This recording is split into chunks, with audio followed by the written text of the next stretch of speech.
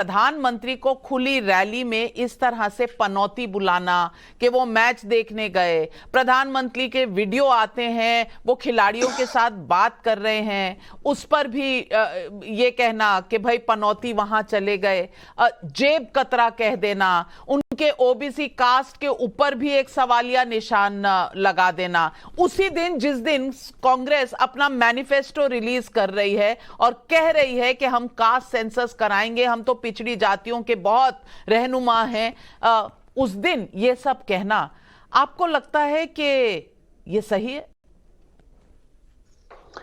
सही तो ये भी नहीं है कि सोनिया गांधी को जर्सी काऊ कहा जाए, सही तो ये भी नहीं है कि राहुल गांधी को हाइब्रिड बच्चा कहा जाए।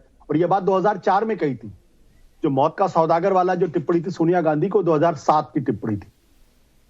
तो मूर्खों का सौदागर, मूर्खों का सरदार कहना ये भी राजनीति की कोई वो नहीं है। तो अगर दोनों तरफ से हम जैसा उसे कहते हैं ना, बोया पेड़ बबूल का, तो आम कहां से निकलेगा उसमें तो कांटे ही निकलेंगे ना। तो दोनों तरफ से बिल्कुल एक दूसरे को तय कर लिया गया कि एक दूसरे के प्रति ऐसे शब्दों का इस्तेमाल करेंगे ताकि आपस में इतनी दुश्मनी हो जाए कि कभी मिले तो एक दूसरे से नजरें चुराते हुए दिखाई पड़े। हकीकत आज की तारीख की राजनीति की यही है। इसमें कोई ये कहे कि मैं बहुत साफ हूं, हमाम में नंगा नहीं हूं, अवनिजय अवस्थी जी ये कहे कि नहीं मोदी जी तो कभी इस तरीके की भाषा का इस्तेमाल नहीं करते, या सजाद पूनावाला कहे कि नहीं बीजेपी का कोई नेता इस तरीके की भाषा का इस्तेमाल नहीं करता। आप देखिए किस तरीके से संसद के अंदर भारतीय जनता पार्टी के एक सांसद ने एक दूसरे सांसद के लिए किन शब्दों का इस्तेमाल किया, और आज तक उस पर किसी तरीके की कोई कार्रवाई हुई नहीं, उल्टे उनको प्रमोशन देकर टोंक भेज दिया गया। तो अब जब ऐसी राजनीति हो गई है जहां एक दूसरे के प्रति कोई सम्मान रहा ही नहीं है, तो फिर आप क्यों उम्मीद करते हैं कि प्रधानमंत्री के लिए कोई अच्छी शब्दों का इस्तेमाल करेगा और प्रधानमंत्री दूसरों के लिए किसी अच्छे शब्दों का इस्तेमाल करेंगे? जहां तक घाची जो बैकवर्ड की बात है, ये तो फैक्चुअली करेक्ट है। 2006 में जब वो गुजरात के मुख्यमंत्री थे, तब वो ओबीसी की लिस्ट में नाम आया। तो ये फैक्ट की बात है। मुझे नहीं लगता इसमें किसी को कोई आपत्ति होनी चाहिए, इसमें किसी तरीके। हाँ, लेकिन अगर कोई मुझसे कहे कि क्या मैं प्रधानमंत्री के लिए पनौती शब्द का इस्तेमाल करूंगा, तो मैं दो कारणों से नहीं करूंगा। वो देश के प्रधानमंत्री हैं, मैं उनके लिए ऐसे शब्द का इस्तेमाल कभी नहीं करूंगा। उनसे मेरी लाख नाराजगी हो सकती है, उनकी मैं आलोचना कर सकता हूं। माफ कीजिएगा आशुतोष जी, देश के प्रधानमंत्री को आप पनौती नहीं कहेंगे, सिर्फ यहां तक आप किसी विपक्ष के लीडर को पनौती कहेंगे? आप किसी विपक्ष के लीडर को पनौती कहेंगे? आपने मेरी पूरी बात सुनी नहीं ना। मैंने कहा कि मैं देश के प्रधानमंत्री के लिए छोड़ दिया, मैं किसी के लिए, क्योंकि ये अंधविश्वास का शब्द है।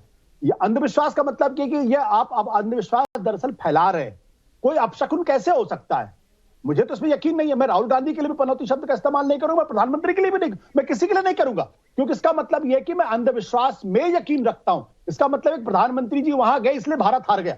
अरे ये कौन सी बात है? ये तो बहुत ही बेवकूफी वाली बात है। इसको जो भी एंडोर्स करता है वो बेवकूफी की बात करता है। साफ बात यह कि भारत अच्छा नहीं खेला उस दिन, ठीक है, खराब खेला, बहुत ठीक है, ऑस्ट्रेलिया जीत गया, लेकिन भारत ने शानदार तरीके से 9 मैच खेले, उसका कोई मुकाबला है क्या? बिल्कुल नहीं है। लेकिन राजनीति अब क्या नेशनल ट्रोलर्स के लेवल पर आ गई है अवनिजेश जी, और जेब कतरा कहना, पनौती कहना तो एक तरफ, यह भी कहा कि भाई आप खिलाड़ियों से मिलकर अब फ्री हो गए हों तो उत्तरकाशी में आप टनल में फंसे 41 मजदूरों की तरफ देख लीजिए।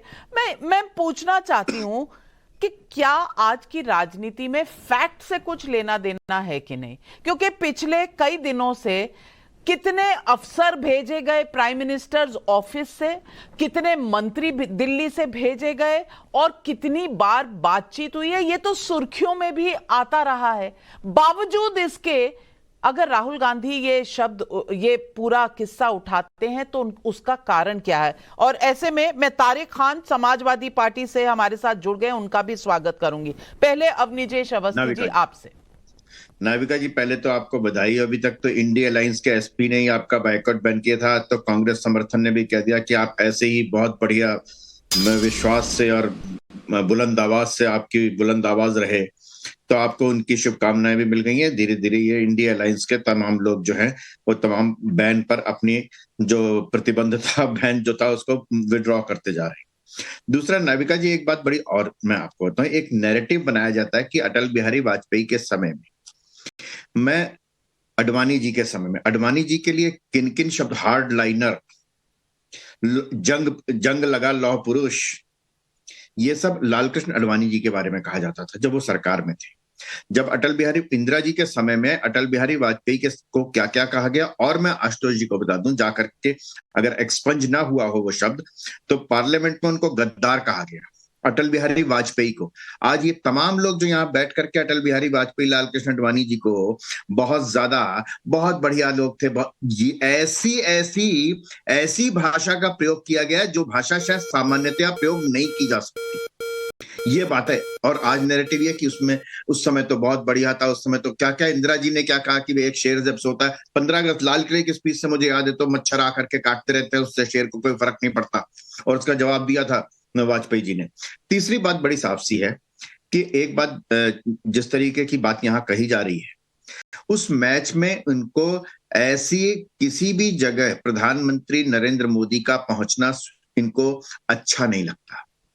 बात असली ये है, वो चंद्रयान मिशन में पहुंचे, वो देश के खिलाड़ियों के साथ हैं, देश की सेना के साथ हैं, देश के वैज्ञानिकों के साथ हैं, देश के किसानों के साथ हैं, देश के नौजवानों विद्यार्थियों के साथ हैं, परीक्षा पे चर्चा करते हैं।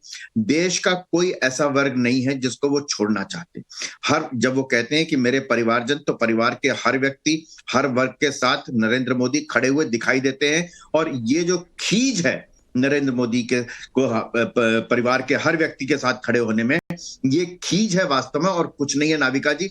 ये तमाम लोग कुछ भी होना अपनी जगह है, आप प्रतिद्वंदी हैं एक दूसरे के, वो भी अपनी जगह है, और चुनौती दे रहे हैं एक दूसरे को, वो भी अपनी जगह है, जायज है ये, क्योंकि एक पक्ष है, एक विपक्ष है। लेकिन